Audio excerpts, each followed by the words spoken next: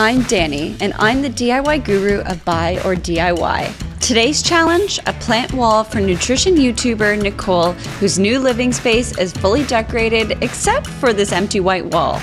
Nicole's home is a backdrop to her vlog, so she wants a plant wall that brings in earthy tones, colors, and wood textures, all while making sure it's completely removable. This was part of a much bigger series where I go head-to-head with my design friend Alexandra, who was out to find the perfect buy, which you can check out right there. But this is behind the DIY. It's gonna be awesome. I've listed all of these materials in the description box below, so let's get to it. So what I have here are an ensemble of barn wood. I sourced this wood at a big box hardware store, and they already came pre-stained like this, which was amazing, saved me a lot of time, and I had them cut the wood there for me. So let me show you what I want this to look like. That's nice. Okay.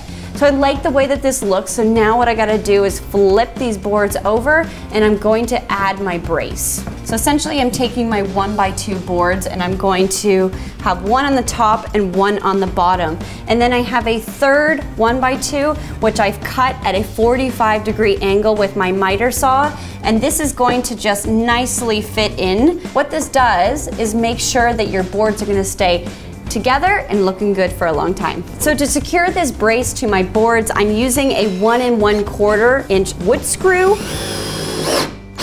I'm taking this picture hanging hardware and I'm going to place it onto my board and I'm gonna secure it with these tiny little itty bitty screws. By using this hanging hardware, this is mitigating the amount of holes we have to put on her wall. Mitigate, I like that word. Mitigate. There we go. As a last step, I'm actually going to take these felt pads and I'm going to stick them on the bottom because I don't want this to be hitting the wall.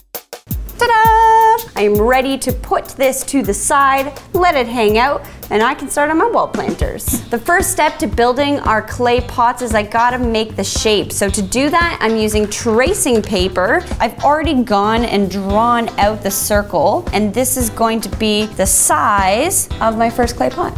Now I just gotta cut it out. So the next step is I'm gonna place this underneath and I'm gonna be able to see my shape through the paper. Trace the circle. Now this time what I'm gonna do is I'm gonna show what the dip in my belly pot is gonna look like. You're gonna cut it out so you can kind of see what it's gonna look like. Isn't that cute? So the next step is take my half moon and I'm gonna just trace a 1/4 inch inside and once again, cut it out. And one more time because I need it to be on the back. Okay, I have my back mini insert, I have my front mini insert, I have my clay pot, and I have my belly. So let's move on to the clay. All right, so the first step I gotta do is take my air dry clay, boop, and I'm gonna split it in half. And I'm going with an air dry clay because I don't have a lot of time and I don't have a kiln. So this was my best option. Roll it out. Just in the same way that you would roll out some dough. Probably want it just about under like a 1/4 inch. All right, so taking my sheet, sticking that on, just gonna use my utility knife to cut it out. Oh, it cuts like butter. It's so satisfying. I'm just going to peel this off, but don't throw this out, you're gonna need it. I'm gonna take the leftover dough that I had in my bin. Dough? I'm gonna take the leftover clay that I had in my bin. Okay, so we're just gonna roll this out just in the same way we just did the last one. Bringing in my half moon cutout. I'm gonna cut it out with my utility knife. Ta-da! And what I need to do is take my half moon and I'm going to make a mark using my pin tool where this ends. Now what I'm gonna do is just mark some notches all the way around where I want the top layer to attach to. It helps give the clay that's gonna sit on top of it something to hang on to grab. I'm gonna create kind of like a little tube using the excess clay that was left over, and I'm just going to make it the same length. Let's see, what do we got? Aha!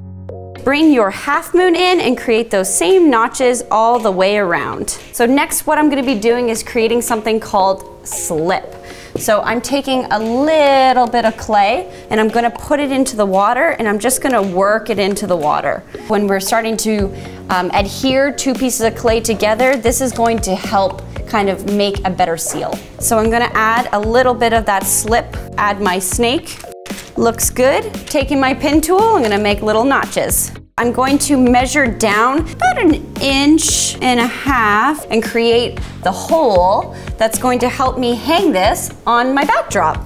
Woo, perfect. Next thing that we're gonna do is bring back those mini inserts. The back into my bowl, my other on the inside of my top. I'm gonna take our slip water here, and now we're just going to make sure we cover our entire snake. Now, you would think you want to add this right on top of here, but there's still one more step. I'm going to take my tissue paper and I'm just going to stick that right there on top of the frame. You're going to do this again. You want to create enough that's going to kind of create a bulbous shape. Carefully place this over top. Just to make sure that all 3 layers are meeting, I'm gonna use my wood tool. It's a little bit thicker, and I'm just going to press in just to make sure they're all adhering to each other. There you go, little clay buddies. Now I'm going to take my slip and I'm just going to apply it on the sides and just start to smooth out my clay. I'm going to take a flat-sided edge here, and I'm just going to smooth out, kind of like you're icing a cake. So I have a second bowl here that's just water, and I'm just sticking my fingers in it. Gently massage the top and just give it a nice thin coat. You just want to caress the belly, hold the belly, be the belly. Flatten it out and make it nice and smooth. All right, so let's just set this aside until it's completely dry. We're gonna be taking a sanding block, and I'm just going to sand the entire thing. So what I'm gonna be using is a satin varnish, and what this is gonna do is create a nice finish and seal everything in and make it super durable. All right, so we're just gonna let this dry and then add some finishing touches. I'm going to be using a white spray paint, and I'm gonna spray paint the exterior of this. So to give this piece a nice glamorous look, what I'm doing is I'm just adding some gold gilded paper. Join the guild!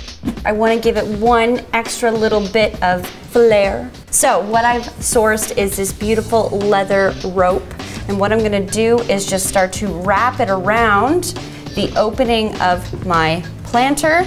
Maybe watch some Netflix while you're doing it. Talk to your friend, talk to your dog, talk to yourself. I'm talking to myself. Take my crazy glue, just run it across here and glue it down. Now that I have one done, I need to create a whole lot more, and it's gonna look beautiful. Check this out, right? You got a little rustic, you got a little modern, little touch of glam, some beautiful leather accents. This is a project worth doing. Look at that. And hey, don't forget to check out these other videos for Coral. They're awesome, so click here or here. You don't have to, but like you should. Like here or here.